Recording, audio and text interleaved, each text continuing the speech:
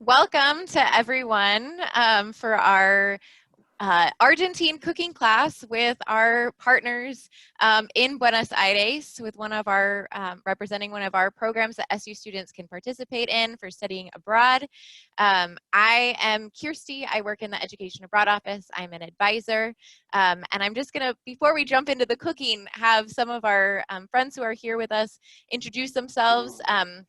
My colleagues from SU, as well as our colleagues at ISA. So whoever wants to start, go for it. I'll go next. Hi, I'm Jen. I'm Kirsty's counterpart. I'm also an advisor. I advise students with the last names M through Z. So I look forward to working with you. Hi, everyone. My name is Daria Ogaz. I am a specialist in the Education Abroad office. I work with all of our faculty-led programs, but thanks for coming. Good to see you all. Hey everybody, my name is Colton Oliphant and I am the ISA Regional Director. So I'm the one that normally will be coming to campus periodically, but I'm still a resource for all of you students. So feel free to reach out to me anytime. My turn. Hi guys, my name is Guillermo Caceres. I'm the Resident Director for ISA here in Buenos Aires. I've been working with ISA for 17 years. So since I was very, very young, and I'm so glad to be here and participate in this amazing experience. And I have one of my ex-students here who has joined us. Okay, and I'm very glad also to see her again. Hi everyone, my name is Stella and I am one of Guillermo's ex-students. I studied abroad with ISA in Buenos Aires last fall. It was an absolutely amazing experience and the food there is so incredible. So I'm really glad that you all get to learn how to make some of it today. Thank you for having me. Wonderful. Thank you so much for introducing yourselves. I don't know, Colton, before we jump in, if you want to give just a very brief overview or introduction to the program, so there's some context before we jump into cooking. Absolutely, I'm more than happy to do that. So ISA is a program that was originally started in the mid-'80s. We've been at this for a long time. And we provide programs all over the world, over 100 different universities, and all of them are targeted at trying to help you meet your curricular requirements while you're abroad. And then we do that alongside with cultural learning. And so cultural learning is specifically a part of our program. We do it through something that we call the discovery model that has 5 different pillars that you can learn about. And so if you want to explore down that path a little bit further, you're always more than welcome to reach out to me. I did put my email in the chat.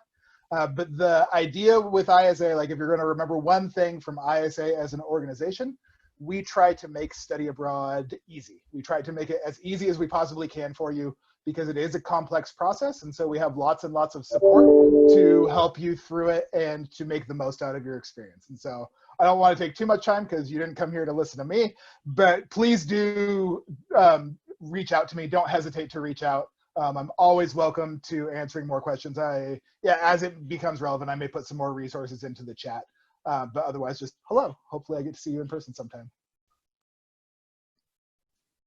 All right, thanks, Colton. And with that, we're going to turn it over to Guille, and we're excited to learn. Okay, Kirsty, thank you very much. Okay, so the first thing that I thought about when you think on food from Argentina is empanadas. Okay, it's our fast food, and Stella can tell you, students every single day they would eat empanadas. It's very fast to get. They are always when you go to the store, they are already done, so they just need like a quick heat in the oven, and they're done. So this is what I have here. I have some empanadas already done, okay, but I'm gonna teach you how to make them. You notice these are like 2 different types. This one is has a filling with beef, and this one is chicken. And then we also have ham and cheese, okay? The reason why they're different is in order to differentiate. So I'm gonna teach you also the closing of every single empanada. So when you are in Argentina, you can differentiate which one is yours, because this is one of the main things when you are in a group and you ask for, I don't know, if you're like 5 people, you would eat maybe like 4 empanadas each. And then when the empanadas arrive, you don't know what's your empanada. So with a map that always comes with the empanada box, you will know which is your empanada and what's it. Because it's not very nice like to cut the empanadas, especially now in the COVID moments. So it's very easy to differentiate. So I'm gonna share, let me see if I can share my screen. So my whiteboard, what is it here? Can you see it? No, let me see. Can you see the screen? Here, see? We cannot see the screen. Let's see. I might need to stop. Let me see the screen. Whiteboard. Maybe if you try sharing now. No. I need to. Let me see. Now, this one. Yes. Yep. Now we can see it. Oh, okay. No, I don't see it. So where is it? Okay, it's here. So can you still see me, right? So I'm gonna I always participate in the Zoom. This is my first time here. So let's see. I'm gonna teach you how to go from. We are gonna do all the process. Of course, I mean we don't have time to make the preparation of the filling because the filling must be cold when filling the empanada. So we're gonna start with giving you some like ideas for the filling, and then how to put the filling on the pastry, and then how to close the empanadas, and then how they look like in the oven. Okay, and then some options to like go with the empanadas. So here you can see, you see the full screen, right? Perfect. Yes. So here you can see different closings. Okay. So this is the reason why, I mean, we made different closings because in order to differentiate. The one in the right lower corner is usually for beef. Then above you see the one that is usually for ham and cheese. And then on the left, the typical for chicken. And then the one on the top right, one that's usually for sweet empanadas, or what we call the pastelitos. So let me give you a little bit of, now when you stop sharing, and now I can see me. Okay, so let me tell you, the empanadas is not like from Argentina originally. Okay, it's something that we inherited from the Middle East, especially you know, when the Arabs conquered Europe, they also brought some ideas on how to preserve the food. So usually the empanadas, which means in Spanish to put something, wrap something with bread, it was very common to conserve the food on when you are traveling. So if you travel around South America, you will see like different type of empanadas, or sometimes they call it pasteles. But in Argentina, the empanadas are very popular. They can be baked or fried. Usually baked are healthier, but when you go to the countryside, when there's no gas, they use oil, okay, to cook the empanadas. So for the fillings, okay, so usually, can you see here? So, I mean, if you want to do it at home, for example, for the filling, you need to start with the filling. The filling must be done the day before, okay? So this one is made of beef. It has some eggs and red pepper. Also the one with ham and cheese. We love ham and cheese. We put ham and cheese everywhere. We have a ground ham and also mozzarella and Oregon usually. And then with the the chicken one also, it has like same feelings that you will use with a taco. So it's very easy to prepare at home. So you can find like all the ingredients at the supermarket and prepare first the filling. I'm gonna show you, because usually the typical filling that you will find for beef, it has, of course, the beef. Let me see. Okay, I'm gonna share this screen. The typical filling that we have here is just the beef. Okay. You know, in Argentina, we are divided into provinces. So every province has its own its own empanada. The one that we usually have here are the one that we call Tucumana. You know, Tucumán is one of the provinces in the north of Argentina, and is where our independence was declared. So usually one of the most common empanadas is that. So we have the res, or the beef, and also when you prepare the filling, you need to start with something like a stir fried of garlic, onion, red pepper, salt, pepper, okay? And then you add the ground beef. And from there, you can start using your imagination. For example, I like it with eggs, or you can add potato. For example, in one of the provinces in Argentina, Salta, they like to put some like potatoes in the empanadas. If you go, for example, to the coast or some areas where the fish is very common, also they may use fish to put inside the empanadas. If you want to make the complete empanada, you will have to add olives and raisins. So that would be the filling that is usually the more complete here in Buenos Aires, okay? And of course you can add eggs, spring onions, okay? Anything that you like. In fact, when you go to a place of empanadas, you will find, I don't know, like hundreds of flavors of empanadas. It's very difficult to decide. But the most typical ones are beef, chicken, and ham and cheese. Then you have capres. You can do, of course, sweet empanadas. So once you have the filling, okay, once you have the filling ready, stuffing, what we need to do is to get the pastry.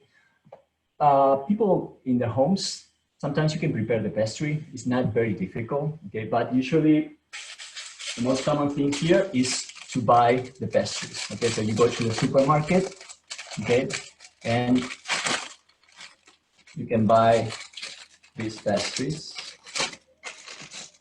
Okay, for vegetarians, we have vegetable empanadas, capres. You know, capres is cheese, oregano, and tomatoes and basil.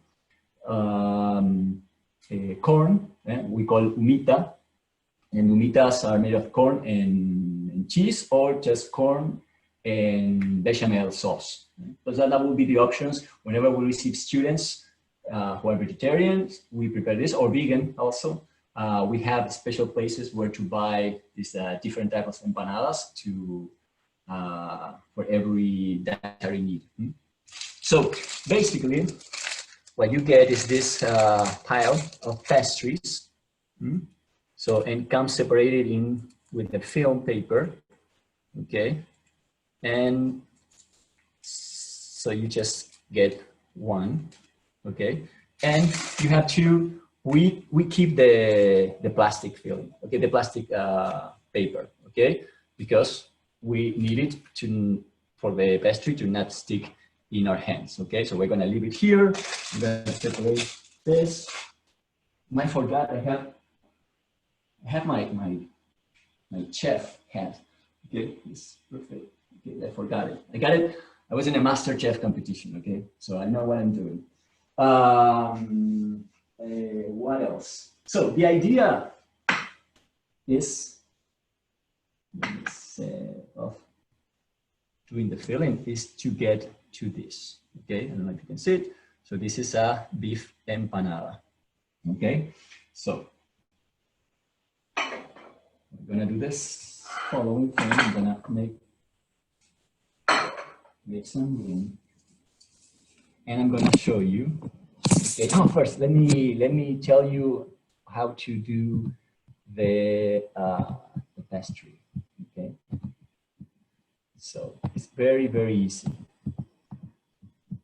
It's very, very easy. I don't know if you can get something like similar to this. It's like a phyllo dough, okay, but it's a little bit thicker. Yeah? So it's pretty similar to the bread recipe. Okay, so you have flour and water, olive, and also butter. So if you want to take notes, I have here like a basic recipe for the dough. So it would be like 3 cups of whole flour, 1/4 cup of water, 1/4 spoon of salt, 6 ounces of unsalted butter. You can use also salted butter as well, and milk. Okay, the milk is going to add like some. It's going to be more smooth, smoothen the dough. And then the egg. The egg is not for the inside to prepare the dough. You can use it, but also we use the egg to paint the empanada, okay, to give it this golden appearance, okay? So this is before we put it in the oven, we like paint them with some eggs. So what we're going to do first, we have the filling, okay, here. I hope that you can see it. And then we have the pastry. Yeah? So we're going to start putting the filling in the center, okay, leaving around 1 centimeter on the sides.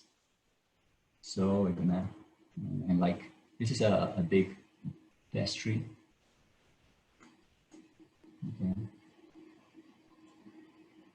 So well, I forgot to tell you what to do with all the ingredients and to make the pastry. I'm so sorry. So once you have all the ingredients, you just put them in the mixer. Okay, just put everything in the mixer, everything, and then so the butter must be cold. Okay, so you put the butter, the water, everything. If you see that the dough is a little bit sticky, you add more flour, okay? So you have to touch it, and it doesn't have to get stick in your fingers. So then with I don't know the name for that, just roll through like a roll pastry, okay? And make like very, very thin layer, almost 1 millimeter or less than that, okay? The more times you just rub the dough and just pass the roll, it's going to have more layers, okay? So it's going to be maybe more crispy. And then you need to get like a cutter and make like a 10 centimeters, a diameter of 10 centimeters is fine, okay? And that's the way people in their homes do the pastry, okay? Or you can buy them at the supermarket. So there made a lot of brands. Usually I like to buy those who are not very popular, because the ones that are very like famous or from big companies, they usually have more additives, and the ones who are not very popular, they usually are like a more traditional, or they're more like a homemade. And I like more the homemade recipe. So you keep putting this, and then with the spoon, you need to start putting some shape to filling. So what you need to do is with your finger, you need some water. So you have some water here, and what you're going to do is like put your finger in the water and then pass the water. It's going to be like a glue. It's going to work like a glue. And you pass some water in the sides. Okay. In the sides. Perfect. So you're going to see, you're going to make some. And then you need to start closing the empanadas. Okay. So you're going to start like closing it. And then if you see that there's a lot of filling, you just remove some until you start like getting the proportions that you need, okay? The idea is for the filling to not touch any of the sides of the circle, because otherwise it's gonna like open, okay? So we're gonna start here, okay? And then you start like a pinch all the sides, okay? The reason why we keep the plastic is because we have to touch the dough a lot. So that looks like a shawarma, and then you start closing it, closing it, closing it, closing it, okay? So when if you make your own dough at home, I recommend you to have some like this plastic paper, okay, that you find in the kitchen.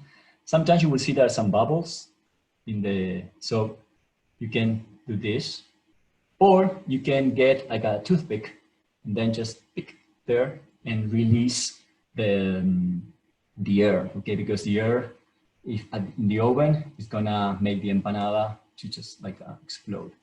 We don't want like a exploded empanada. So you start like pressing, pressing, pressing, pressing, pressing, pressing, until you think that it's done. And then you remove the plastic paper. So you remove it.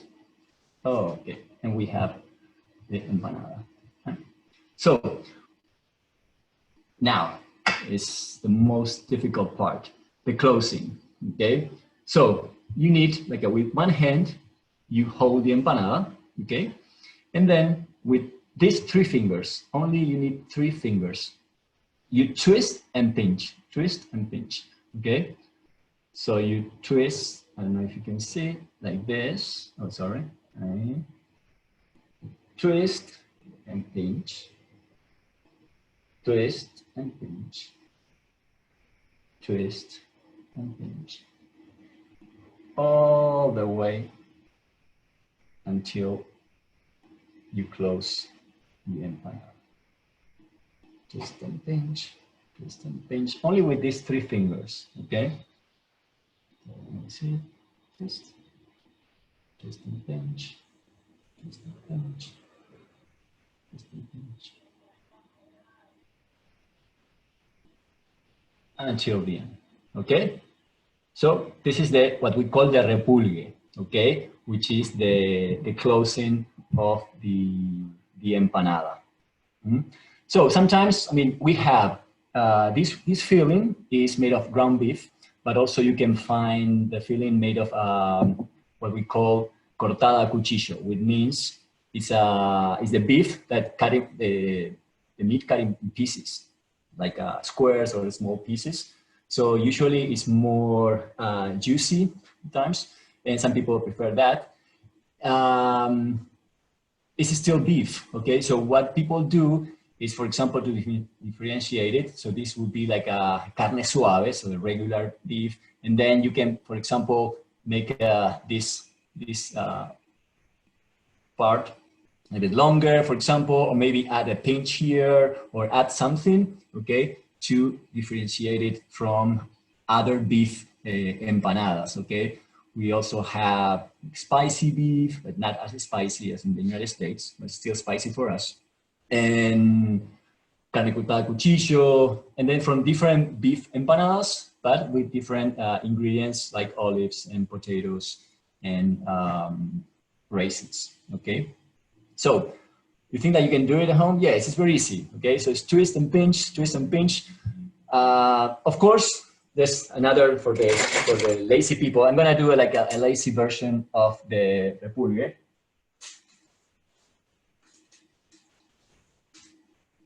So you get another dough, another pastry.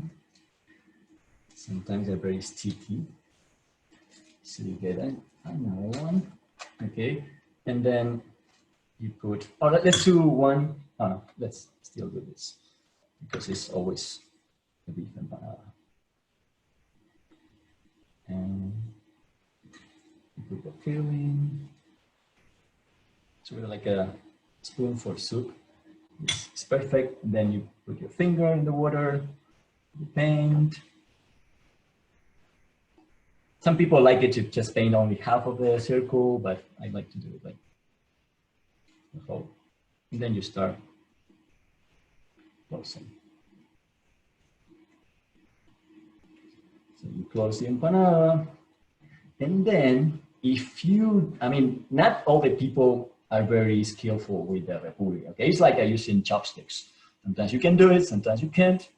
So what people do is you can do it with the plastic or without the plastic, and they just use a fork, okay? And then they, I'm gonna use the plastic, okay? And then you start like closing the empanadas. If you go to a friend's house that can only do this closing, okay, if he offers you like homemade empanadas, it's gonna be difficult to differentiate. But either he's gonna do only one flavor, okay, because that's the only closing that he knows, okay. If you are going to eat like a ham and cheese empanada, the closing is different, okay? So I'm gonna show you, this is the closing for the ham and cheese empanadas. This is also very, very simple to do. I'm gonna get my filling with ham and cheese. As I said, we love ham and cheese. And so we put the ham and cheese. It starts the same. Always you put the filling in the center, okay? And then with some water, you paint the empanada. And then you close it.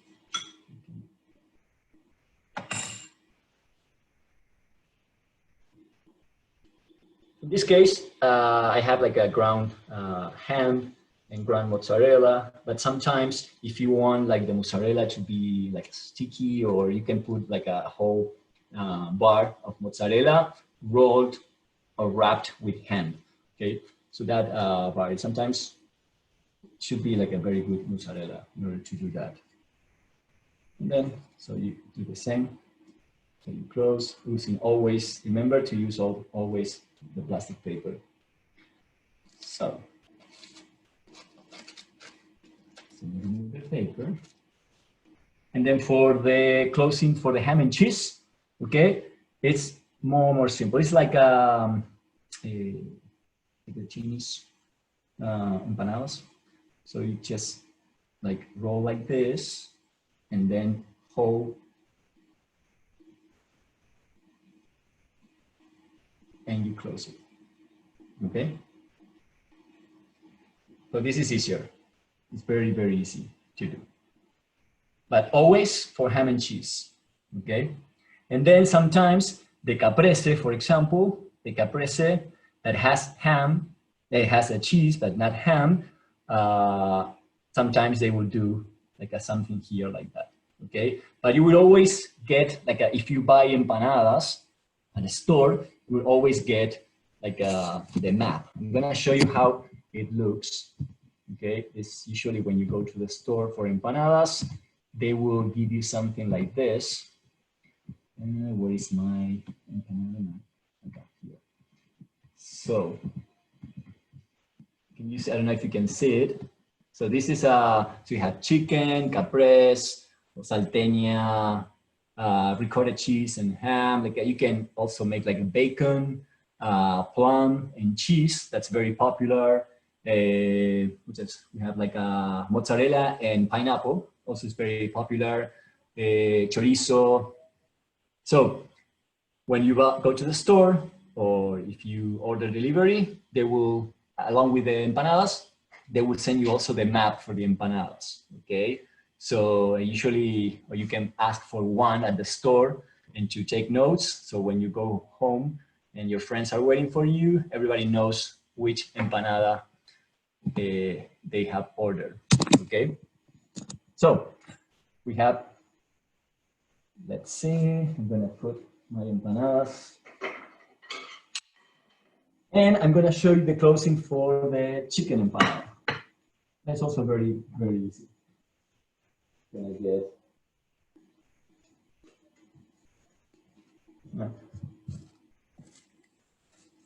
this is one of the things that the students learn at home. Okay, I'm sure that maybe Stella, because most of our students live with host families, and one of the things that the host families do is to teach the students how to close the empanadas.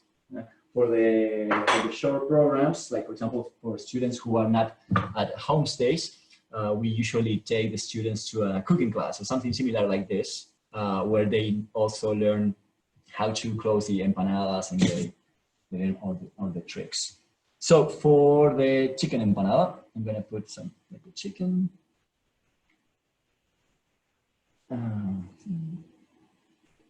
then I'm gonna close it.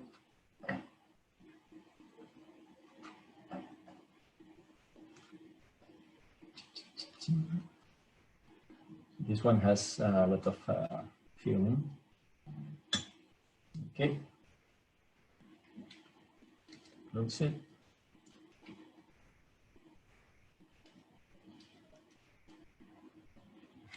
Usually it's better to leave, for example, some room for the air. If something like this happen, for example, if you have some like juice leaving the empanadas, it's not a problem, but this is a problem, okay? So in these cases, what you need to do is maybe with a small spoon, or maybe it's part of a fork, you just remove the excess, okay? And then you know that now you can close the empanada. Okay. Still a lot of filling, and it's not closing. Okay, in this case, for example, what you need to do, you see that it's not like it's not closing. So it's because it has some like a juice. We need to put more water.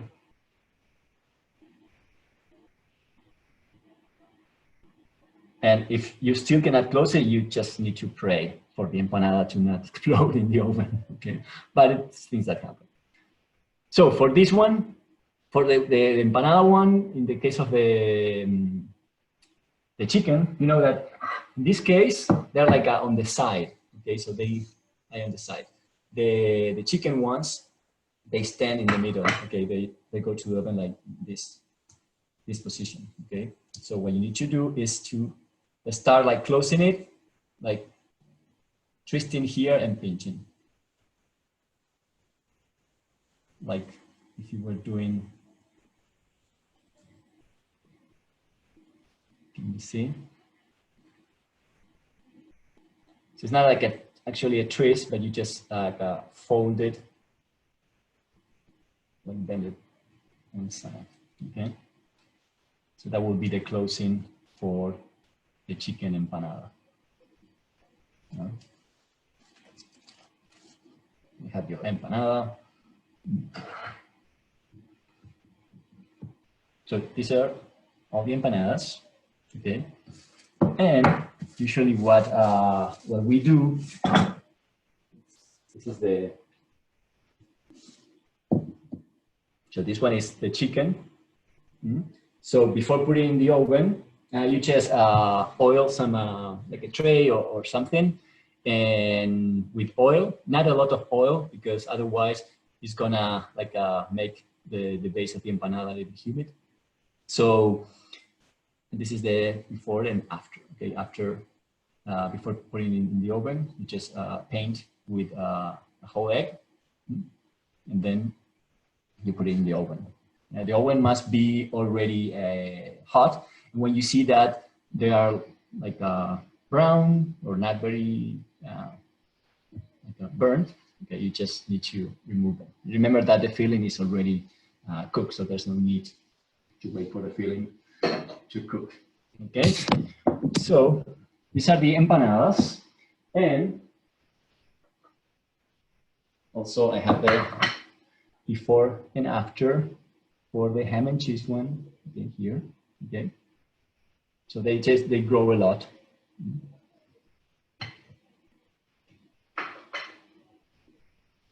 And you have the other empanada here. Okay, and before and after. They're very easy to make, and this is the typical food that we would have if we are in a hurry, or we have to have like a quick meal. So we order empanada. I would eat maybe like 4 or 5 empanadas, okay, in a sitting. And so usually people would maybe order some empanadas and then pizza. But this is a good meal. It's one of the students' favorite.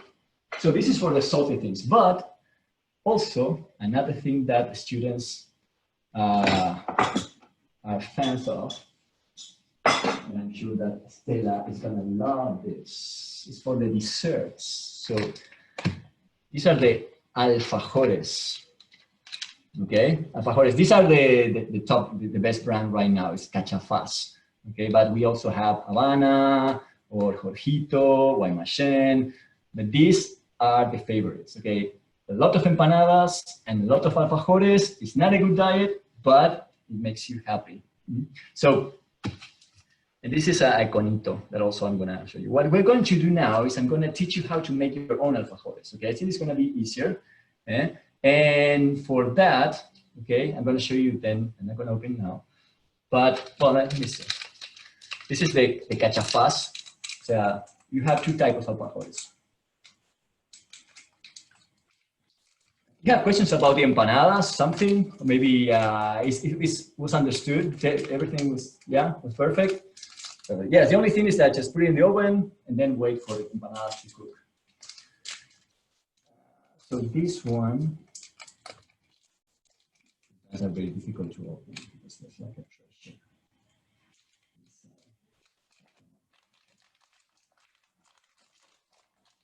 So this is the typical alfajor of the maicena. So you have like 2 tops, like 2 cookies.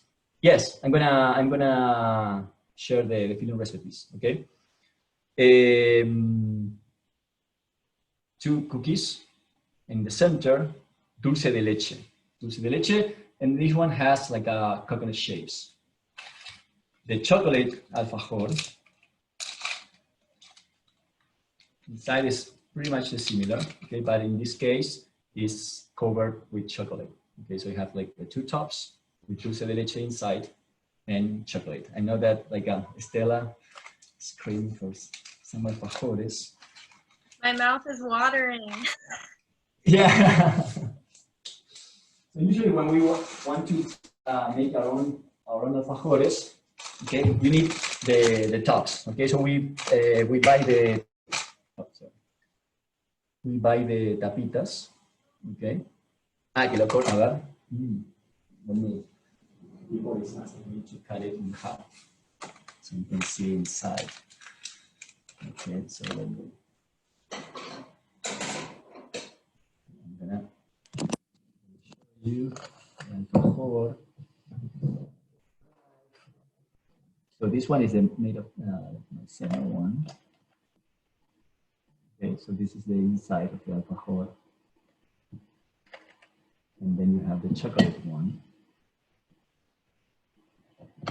Chocolate. Also, you can be covered with sugar. That was alfajor blanco. And then you have the conito, which is only 1 top of the alfajores, and then the dulce de leche on top of the cookie, and then covered in chocolate. So when you cut it, so this is, imagine like eating this. It's like you have the cookie, dulce de leche, and covered in chocolate. But dulce de leche is like a milk sweet or caramel, as you call it. In different countries around South America, it has different names. Here is dulce de leche. In this case, when you are making desserts, you need to use repostero, okay, for reposteria. So this dulce de leche is a little bit thicker, so you can use it and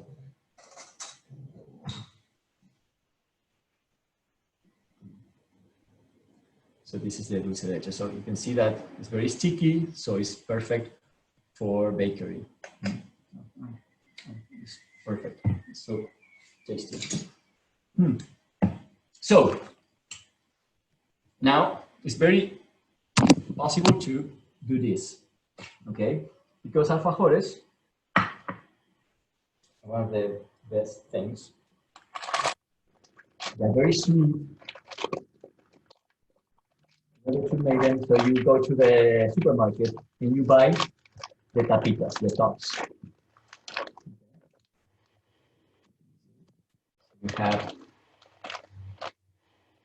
the tapitas. You have the tapitas here.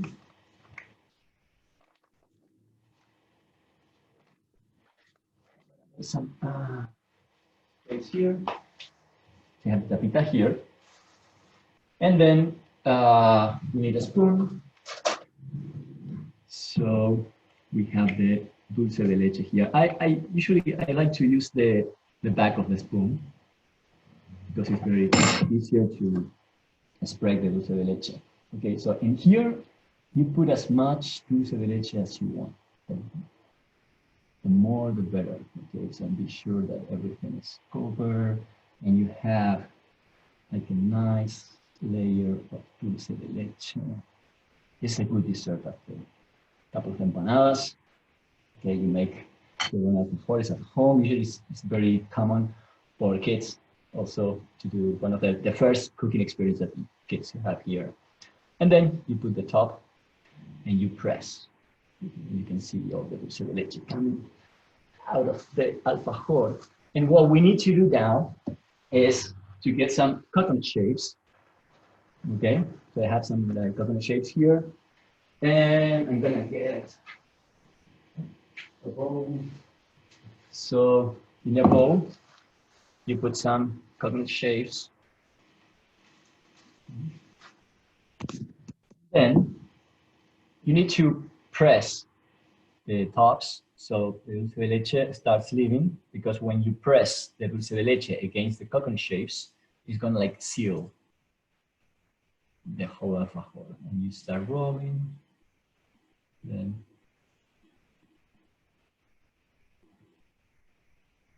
and you have the alfajor. This is very easy, but it's so tasty. Okay, I'm gonna have so many sweet things to eat with my mate, which is the next thing I'm gonna to talk about. So alfajores also, you can find alfajores everywhere. Here is one of the things that if you go to a kiosco, there are like, I don't know, 20 types, different type of alfajores. Also, the other option is you can make your own covered in chocolate. So for that, okay, we just buy, you know, that is also, you can buy it in the US. You get the chocolate, we call it baño de repostería. Okay, so you get it. Mine is already on, so I'm gonna open it. Look very professional. I've been in this like for so long. So in this case, what we're gonna do is we're gonna get like two of the tops. We're gonna put some dulce de leche. Okay. So if you are, I cannot see most of the questions because, but if there's something, just let me know that I have to answer. So you put the tops, and then you need something like this, because we're gonna pour the chocolate. Okay. And then with another spoon, this must be more, to let the chocolate cover the alfajor. But it's not like a hot enough. But basically, just cover the alfajor. Oh, this is so. I'm sorry that you cannot eat this, but You can prepare it at home. Okay, that's the idea of this. Okay, but this needs more like a maybe more temperature. Okay, but that's the whole idea. Okay, and it's very, very, very tasty. Okay, I'm gonna eat this. Okay, so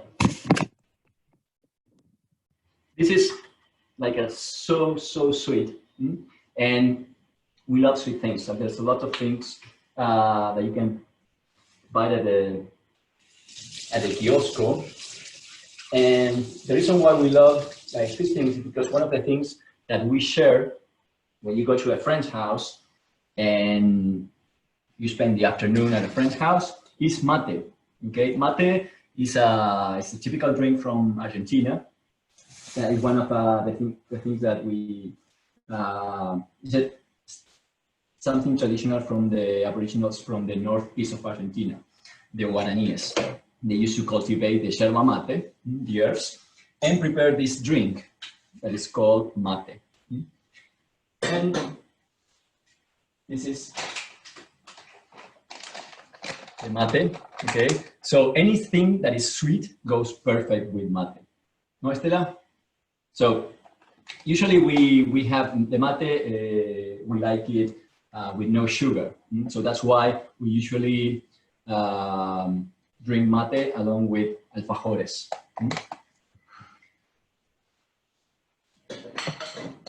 I understand all the cooking program productions that is always a mess on the counters. So here's the yerba. Okay, in this case, this is the one that we have at home. There are different type of herbs, the yerba mate. So the herbs, let me grab another bowl.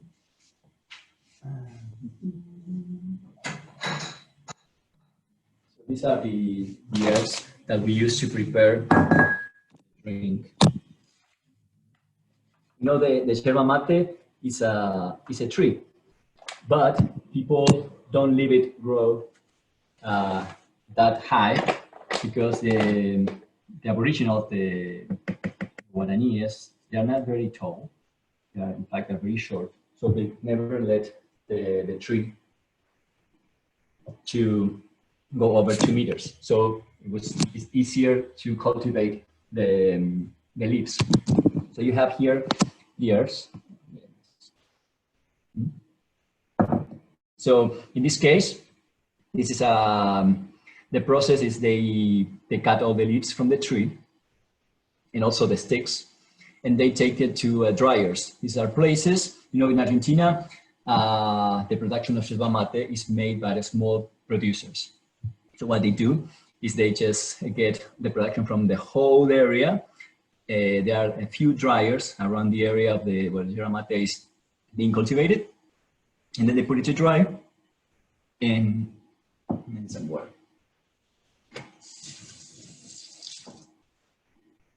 Put it to dry, and then the big companies, they buy the production and they put it in packages.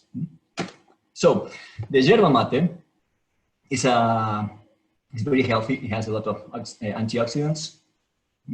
So it's something that has some, it's a sort of a caffeine, but it's called mateina. It's similar, the effect is similar to the caffeine, but it's a little bit healthier. Usually we drink mate when we need to focus on something. For example, if we need to study, usually we would drink mate when we are alone. And also we share it with friends. So how you prepare the yerba mate, So remember that this is the herbs. And then what we do is we use the cup that we actually call the mate. The typical mate cups are made of squash. So this is the typical mate cup. So this is a squash. Also, we have also this shape that it's like a stand. We also have some made of wood, and this one is covered with a layer of tin. Also, we have another type of mate. You will think, you know, why they have so many cups? Because sometimes when you have friends over or your family. Some people like it with sugar, with sweetener, no sugar. So you need to have different mates in your house. This one, for example, is made of glass, and this is for cold mates. Okay, when those are made with cold water, that are called tereré. Usually in the northern parts of Argentina, when it's very hot, people would drink the mate with cold water. So we always have at home different type of mates, because you never know how many people you get. I mean, I can keep bringing. This is a very fashion mate cup. Okay, we have another mate, and then this is another one that has some like work here. Okay, so the problem with these mate cups, for example, those made of wood or natural things, not the one made of glass, or this one that is already painted. The other mates are made with like natural things, okay, like squash. And this one has not been used yet, okay, so you can see it's still raw.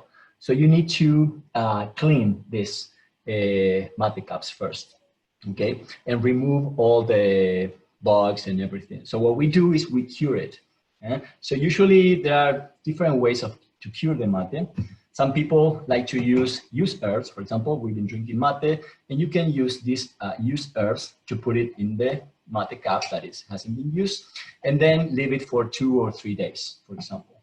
Or other people like to maybe put some water with vinegar in order to clean the area, and then just in 1 day, remove the vinegar and the water, and then put some herbs inside and leave it to dry. So the herbs are going to absorb the water, and it's gonna cure the mate. So from that moment, it's ready to use, okay? Otherwise, you always need to cure the mate, especially those who are made of natural things like squash, okay? So once we have, let's see, I'm gonna use this mate.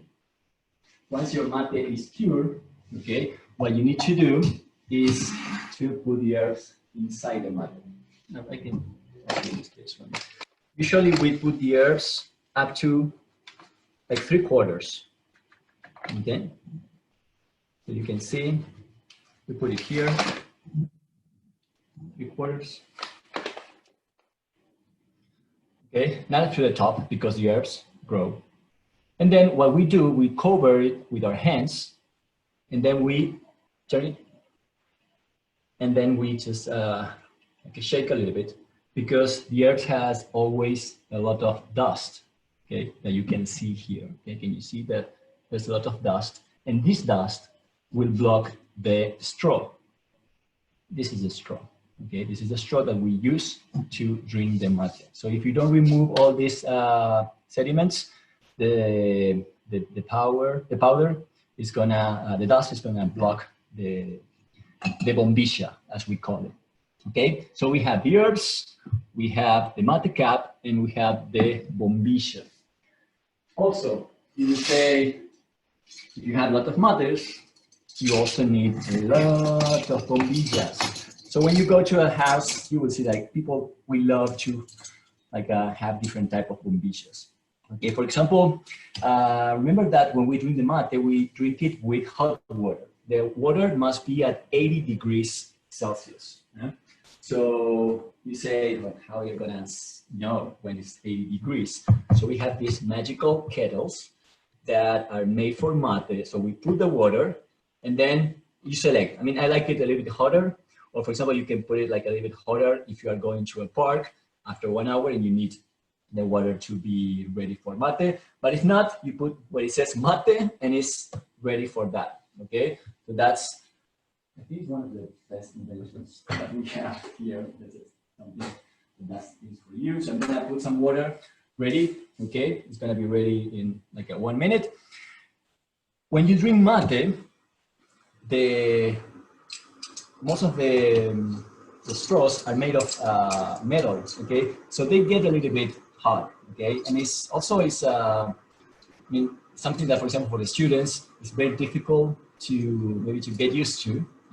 So This is the straws are made of glass, are made of metal. And then this one, for example, are made of cane. So they don't get hot. So you can touch it, or maybe it's not when you put the bombilla in your mouth. So this one are, if you are very sensitive, these one are perfect, but these are not very like healthy. Okay, you have to, you can use it for a couple of years and then you don't have to use it anymore. Some of the bombillas are this one that are like sealed, and if they block, you have to throw it away. Some other bombillas have a system that you can open and then you can wash it. Okay, and these ones are very cute. And some of the bombillas has like a spring system also. So they have different filters. Yeah? So the reason why we are removing the dust is because of these dots. They usually get stuck with all the dust. Mm-hmm. So I'm gonna put the ears in this mate because I'm gonna use hot water, and this one is for, remember, for cold water. I'm gonna add more herbs. I'm gonna shake it to remove the dust, and I'm gonna use one of the straws. So when you shake it, after you shake it, you're gonna leave some room there, and before putting the straw, you're going to block this part of the bombilla, okay? So you don't let the air enter on the other side. So you block this part, and then you make some, like a pressure here, and you put the bombilla there. And when you reach the bottom, perfect, it's done, okay? And when you pour the water, you have to pour the water on the bombilla, okay? When you're with your friends, there's always one person in charge of the water, okay? It's the king of the water, and it's the one that always has the thermos. So we use like a typical thermos. Sometimes one of the things that you have to have in mind if you come to Argentina and buy a thermos is the el pico, or the mouth of the thermos. It must be for mate, okay? Because remember that you need to point and aim the center of the mate cup. So we have these thermos that usually come with this special mouth, okay, that says pico para mate. And this one allows you to, so when you pour the water, you have to do it on the straw. Why? Because if you put it directly on the ears, because of the temperature, the ears get burned, and they're going to make a layer on the top. Okay, and this way, you cool down a little bit the water, okay, and then you have your mate. Okay. So remember, 80 degrees. Sometimes it's a little bit hot, but depends. There's a lot of tradition around mate. Okay, there's some like signs. For example, if you go to a friend's house and they serve you a mate that is very hot, it means that they don't like you. Okay? Or if the mate is very sweet, it means that they love you. So you need to pay attention when you go to a friend's house, the way they serve you the mate. So when you are with your friends, I was telling you that there's always one person in charge of the water. Okay, it's the one that pours the water, and then he passes it. It can be like a clockwise or counterclockwise, it depends. So this person, which is the cebador, is in charge of the water, pours the water, and then usually has the first mate. The first mate is very bitter. So it's the one that takes charge and just drinks the first mate. Sometimes it's very strong.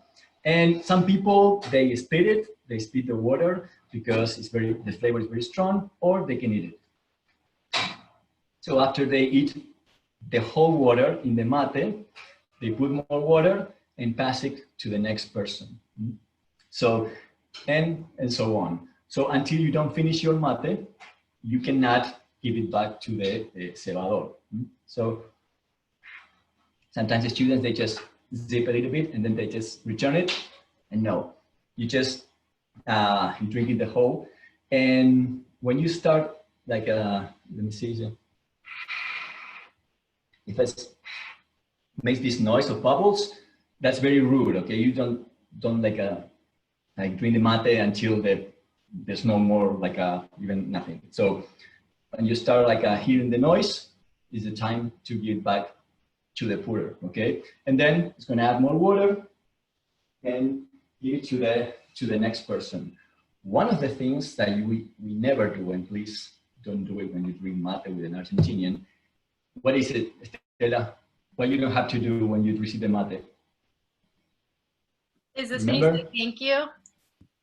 And then exactly. Well, one of the things is we don't say gracias. So when you receive the mate, if you say thank you, means that you don't want mate anymore. Okay, so we don't say anything. We just receive the mate. We don't say thank you. You say thank you when you are done. But one of the things that we don't do is to move the straw. Okay, you never move the straw because this is something that the pourer is in charge of. Okay, the pourer is the one that keeps track of the mate. When the pourer starts like seeing all the herbs and the sticks of the mate start floating in the water, means like there's more water than herbs. That means that the mate is ready to be for the herbs to be changed. So we never drink the mate, we never move the straw. And another thing, yeah, it's a whole tradition, but we have everything here. Okay, it's a tradition that everybody knows. And another thing that you are now thinking that now in the COVID situation, we don't clean the spoon. It's very disrespectful when you go to a friend's house and if they give you the mate and you get a tissue or you just like a turn and clean the straw, it's very disrespectful. You just eat it, okay? Of course, it's true that because of the water is so hot that most of the germs, everything are killed. But with the COVID, the government said that it's not recommended to drink mate and to share the mate.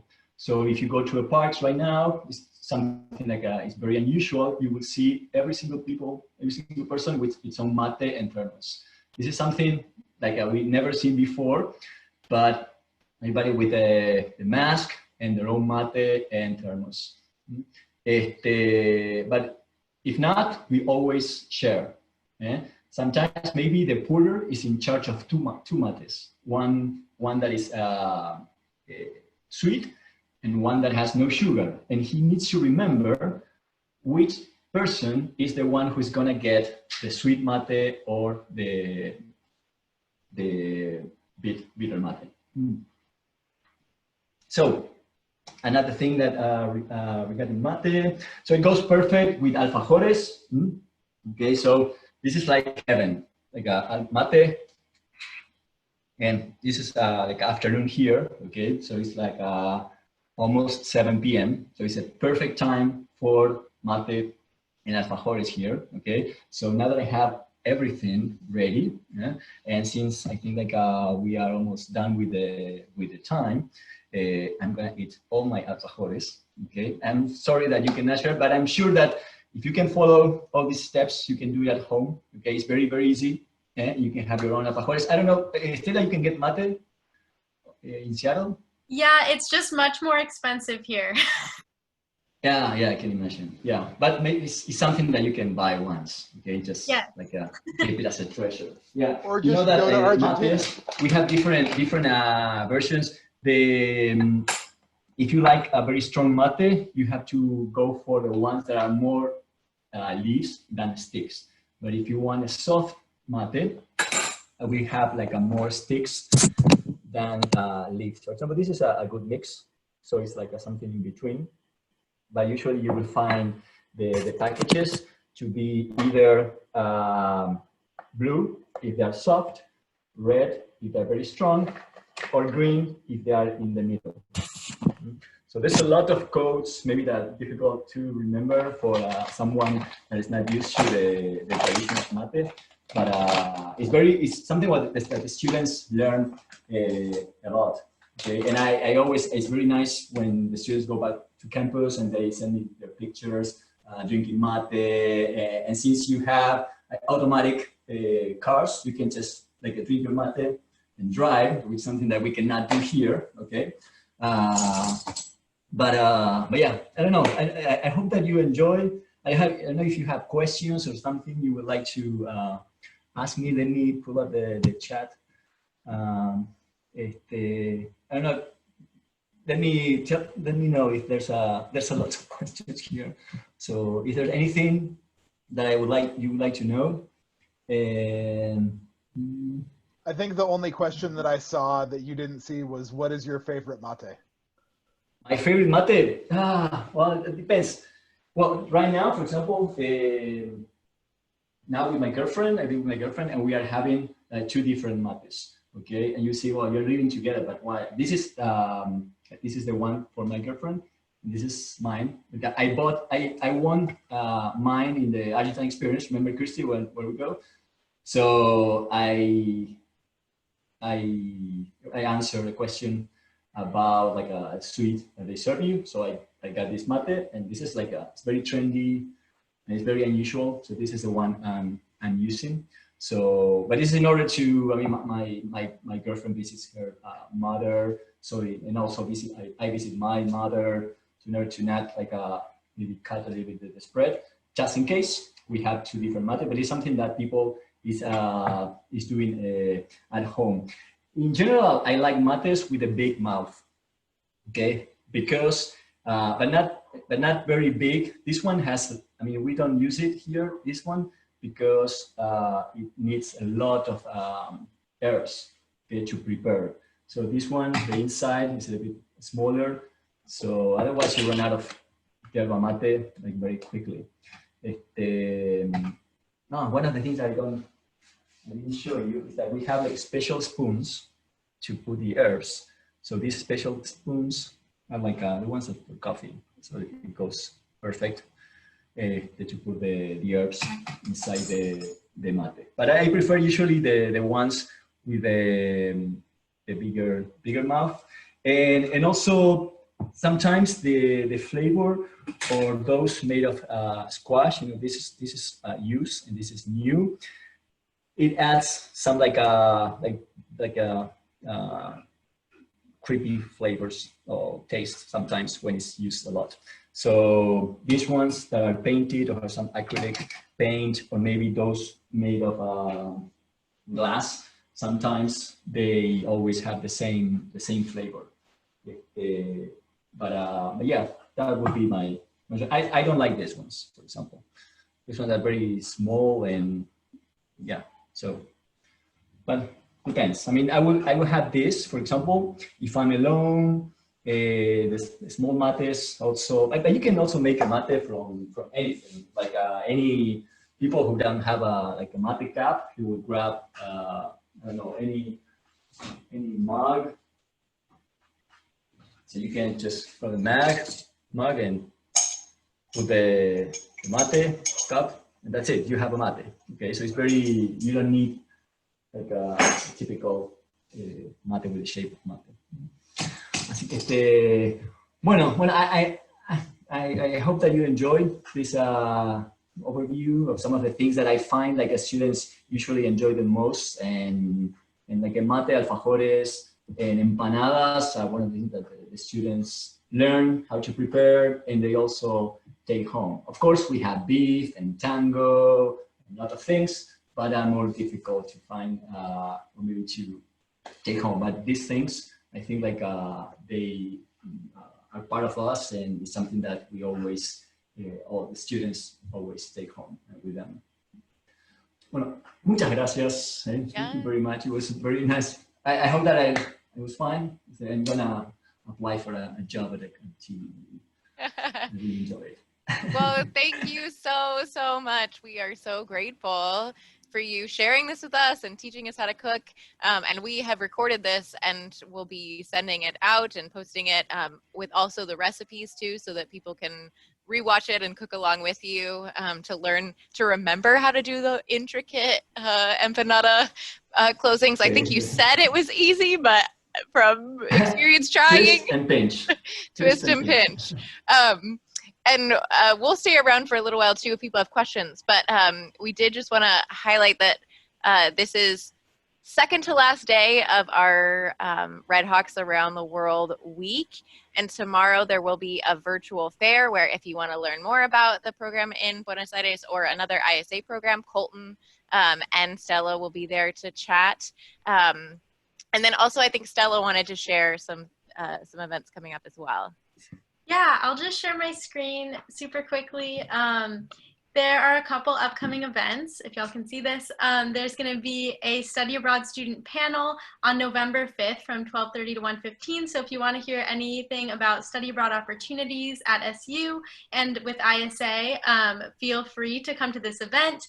We'll also be posting this multiple places throughout campus as well. So you can come and show up and hear the student perspective. And also, if you would like to enter a raffle, feel free to scan that QR code over there on the left side to enter in your information to learn a little bit more about ISA and all the opportunities that are out there to go abroad to amazing places like Argentina, where you can eat tons of delicious food and learn how to cook lovely things. Well, thank you, Stella. And like I said, we'll stick around for a little while if people have questions. But thank you so much for coming, to all of you who have attended. And special thank you to Guille for teaching us all of this. Well, thank you for inviting me. And I'm very open to, of course, if you have questions, don't hesitate to write me or write Colton or Christy about our programs in Argentina. Or Stella as well. Así que bueno. Muchas gracias.